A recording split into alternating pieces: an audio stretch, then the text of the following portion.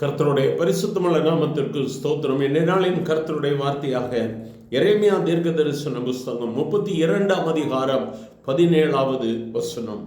கர்த்தராகிய ஆண்டவரே, இதோ தேவரீர் உம்முடைய மகா பலத்தினாலும் நீட்டப்பட்ட உம்முடைய புயத்தினாலும் வானத்தையும் பூமியும் உண்டாக்கினீர்.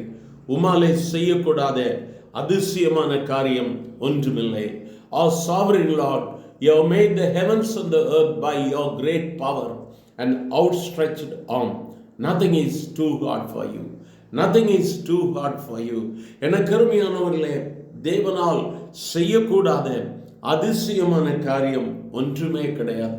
இன்று உன்னுடைய வாழ்வில் பலவிதமான காரியங்களை நீ எதிர்நோக்கி கொண்டிருக்கலாம். உன்னுடைய பிரச்சனைகள் மலையை போல இருக்கலாம். உன்னுடைய பிரச்சனைகள் மிகவும் பெரியதாக இருக்கிறது, இதை மேற்கொள்ள முடியாது என்று சொல்லி நீ ஒருவேளை நினைப்பாயானால், இந்த நாளிலே கர்த்தரிடத்தில் அந்த காரியங்களை ஒப்புக் கொடுக்க ஆரம்பியுங்கள். வேதம் சொல்லுகிறது, மாம்சமான யாவருக்கும் தேவனாகிய கர்த்தர் என்னால் செய்ய முடியாத அதிசயமான காரியம் ஒன்று உண்டோ? எனக்கு அருமையானவர்களை, இன்றைய நாளிலும் தேவனாகிய கர்த்தராகிய இயேசு கிறிஸ்து எல்லாவற்றையும் செய்ய வல்லமை உள்ளவராக இருக்கிறார். உன் வாழ்வின் காரியங்கள் உனக்கு பெரியதாக இருக்கலாம், ஆனால் இயேசுவுக்கு அது மிகவும் சிறிதான காரியம். பலன் உள்ளவனுக்கும் பலனில்லாதவனுக்கும் உதவி செய்வது அவருக்கு மிகவும் லேசான காரியம்.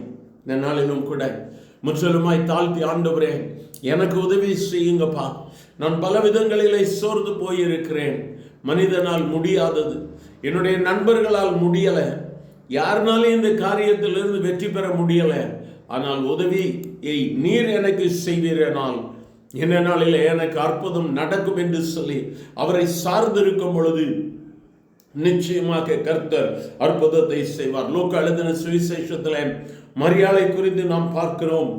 தேவதூதன் சொல்லுகிறார், தேவனால கூடாத காரியம் ஒன்றும் கிடையாது. அப்பொழுது மரியாள் சொல்லுகிறார்கள், நான் அடிமை, நான் ஆண்டவருக்கு அடிமை, உம்முடைய வார்த்தையின்படி எனக்கு ஆக கடவது. எனக்கு அருமையானவர்களே, எவ்வளவு அருமையான சம்பவம்! நமக்கு எல்லாருக்கும் தெரிந்த சம்பவம் இது. தேவதூதன் சொல்லும் பொழுது மரியாள் சொல்லுகிறார்கள், நான் உனக்கு அடிமை, நான் ஆண்டவருக்கு அடிமை, என் ஆண்டவர் சொன்னபடி ஆக கடவுது. இன்றும் கூட ஆண்டவருடைய சமூகத்தில் முற்றிலுமாய் தாழ்த்தி, ஆண்டவரே உம்முடைய வார்த்தையின்படி என்னுடைய வாழ்க்கையில நடக்கட்டும், ஆண்டவரே நான் காத்திருக்கிறேன், நீ சொன்ன வார்த்தைகள் ஒன்றும் ஒரு நாளும் மறைந்து போவதில்லை, என்ற நாளிலும் எனக்கு ஒரு அற்புதம் செய்யும் ஆண்டவரே, எனக்கு ஒரு அதிசயம் செய்யும். என் வாழ்வில் நான் காண்கிற எல்லா தவறான எல்லாம் ஆண்டவரே காரியங்கள் மாறி போகட்டும், எனக்கு விரோதமான கிரியைகள் அழியும்படியா என் கர்த்தர் எனக்காக யுத்தம் பண்ணும் என்று சொல்லி இந்த நாளில் அவரை நோக்கி நீங்கள் கூப்பிடுவீர்களானால் என் இயேசு சமீபத்தில் வந்து உதவி செய்வார். எங்கள் அன்பின் ஆண்டவரே, ஆசீர்வதிக்கப்பட்ட இந்த காலை வேளைக்காக நன்றி. இந்த காலை வேளையிலும் கூட ஆண்டவரே பல விதங்களில் சோர்ந்து போய், பலவிதமான காரியங்களில் ஆண்டவரை சோர்ந்து போய், ஆண்டவரே எனக்கு உதவி செய்யும் என்று சொல்லி கேட்கிற உம்முடைய பிள்ளைகளை கர்த்தர் கண்ணோக்கி பார்க்க வேண்டுமா ஜெபிக்கிறேன்.